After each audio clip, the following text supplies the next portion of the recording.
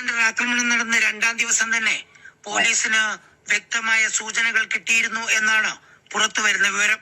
June 30 രാത്രി 11:23-നും 11:24-നും ഇടയിലായിരുന്നു AKG സെന്ററിന് നേരെ സ്ഫോടക വസ്തു എറിഞ്ഞത്.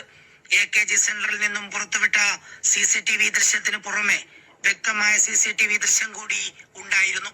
അതിൽ നിന്നും സംശയമുന എത്തിയത് തട്ടുകടക്കാരനിലേക്ക്. സംഭവം നടന്ന രാത്രി 9-നും 11:30-നും ഇടയിൽ 7 തവണയാണ് ഇയാൾ AKG സെന്ററിന് മുന്നിലൂടെ അങ്ങോട്ടും ഇങ്ങോട്ടും സ്കൂട്ടർ ഓടിച്ചു പോയത്. വെള്ളമെടുക്കാനാണെന്നാണ് പോലീസിനോട് വിശദീകരിച്ചതെങ്കിലും നിങ്ങൾ ആലോചിക്കണം, കുറച്ചുകൂടി ഉണ്ട് എൻ്റെ വോയിസ് ഓവർ. ഏഷ്യാനെറ്റിൻ്റെ ചാനലിൽ അന്ന് ഏഷ്യാനെറ്റിൽ റിപ്പോർട്ടറായിരുന്ന പ്രസാദ് എന്ന് പറയുന്ന ഒരു റിപ്പോർട്ടർ അയാളുടെ വാർത്തയായി കൊടുത്തതാണ്. യാഥാർത്ഥ്യവുമായി പുലബന്ധമുണ്ടോ? കള്ളം പറയുക എന്നതാണ്. മാധ്യമങ്ങൾ സത്യം പറയേണ്ടവരാണ്.